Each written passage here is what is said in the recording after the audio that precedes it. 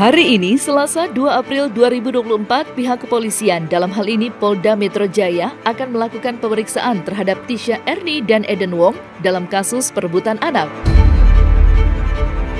Namun, jelang pemeriksaan Eden Wong dan Tisha Erni, Kamarudin Simanjuntak mengungkap jika laporan yang dibuat Emi BMJ, terutama pasal yang disangkakan, rancu. Seperti diketahui, Emi BMJ telah melaporkan suaminya Eden Wong dan artis asal Indonesia Tisha Erni soal perzinahan dan penghalang memberikan ASI secara eksklusif terhadap anaknya. Lantas, pasal manakah yang lebih tepat disangkakan kepada Tisha Erni dan Eden Wong? Dia akan melaporkan perzinahan. Itu agak sulit pembuktiannya, kecuali dia tahu perzinahnya di hotel mana atau di rumah mana. Kalau di hotel misalnya, dia punya rekening parkir, berarti mobilnya masuk ke area parkir hotel itu.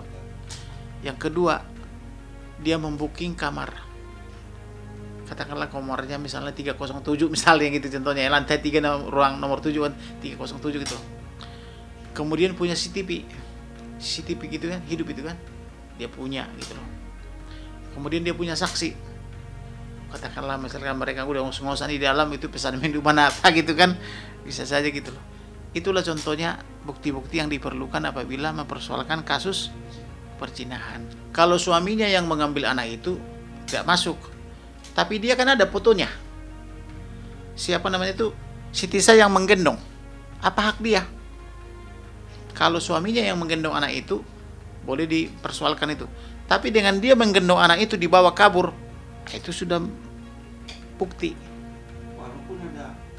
Walaupun ada suaminya. Jadi dengan direbut anak itu, otomatis anak itu tidak bisa mendapatkan ASI eksklusif, tapi ancamannya 1 tahun. Kalau penculikan, setidak-tidaknya dia membantu suami orang lain itu, suami si Ami itu. Ikut dia menculik. Ada apa dia ikut di situ? Apa dia karyawannya suaminya Ami? Kan tidak. Harusnya pasal penculikan. Pasalnya gimana? Dia ketika itu dia yang pegang bayi itu.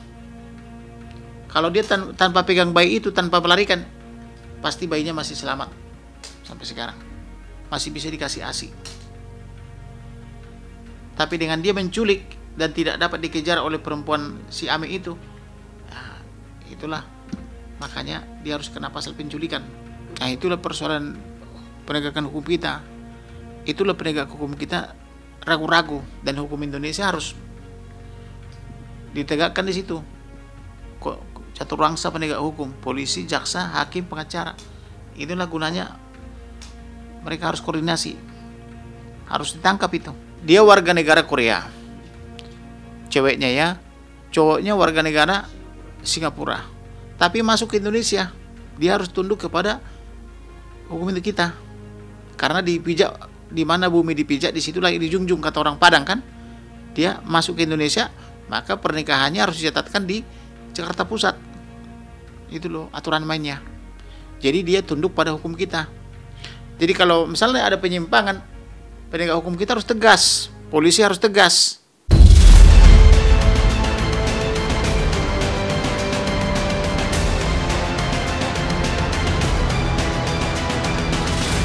Sementara pengacara senior Togar Situmorang meragukan Eden Wong dan Tisha Erni akan bersikap kooperatif. Mengingat saat ini keduanya diduga sedang berada di luar negeri. Tentu saja keberadaan keduanya menjadi penting dalam proses pemeriksaan atas laporan yang dibuat Emi BMJ. Lantas, akankah Tisha Erni dan Eden Wong akan memenuhi undangan pihak kepolisian dalam pemeriksaan yang digelar pada hari ini?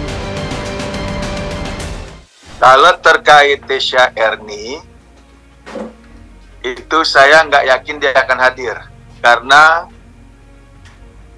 dia sampai saat ini sangat-sangat yang tidak akan kooperatif.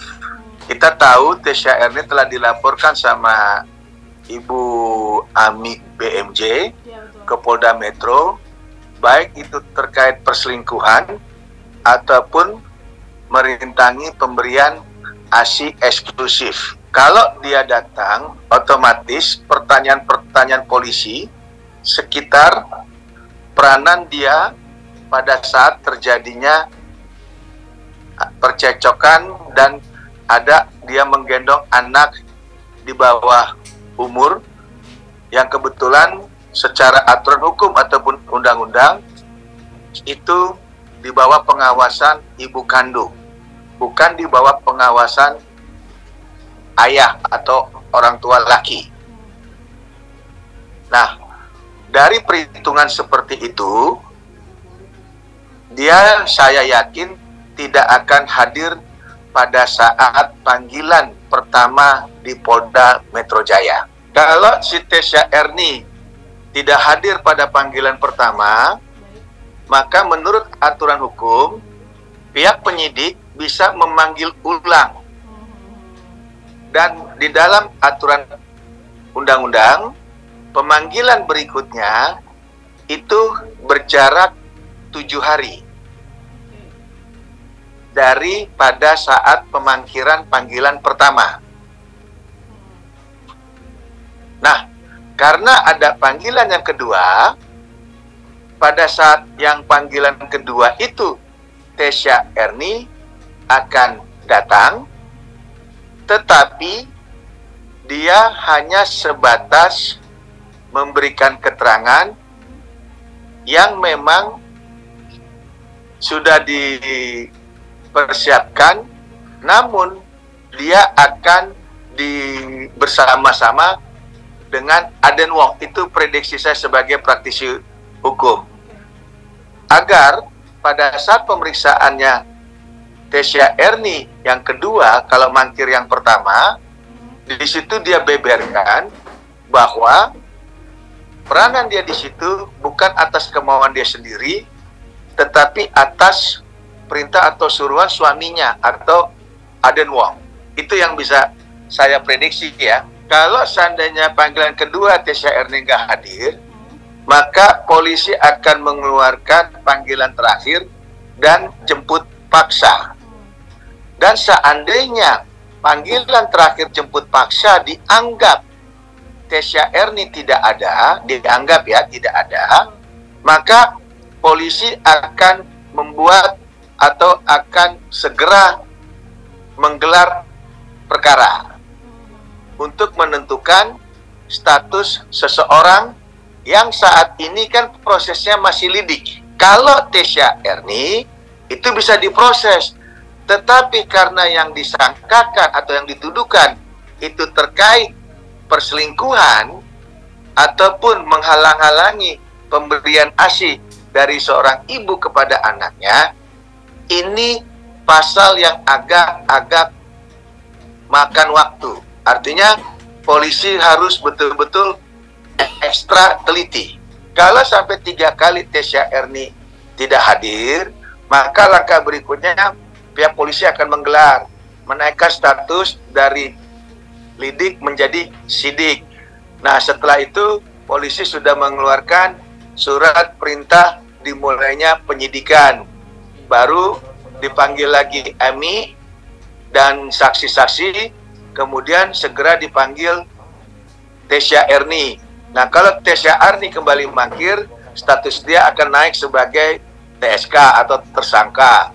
Nah, kalau sudah berstatus tersangka, dia juga tetap mangkir atau tidak kooperatif, maka untuk langkah selanjutnya polisi akan mencari atau membuat statement daftar pencarian orang secara intern, artinya secara lingkungan. Misalnya kalau di Jakarta ya di Jakarta dulu, tapi kalau nanti dalam beberapa hari, 20 hari segala macam tidak ada juga, mungkin akan diperluas atau diperlebar seluruh wilayah Indonesia, bahkan sampai ke Interpol. Di minggu depan itu para terlapor dijadwalkan untuk dilakukan klarifikasi. Para terlapor di tanggal 2 April dijadwalkan. Saudara WMG dan saudari ES alias TE.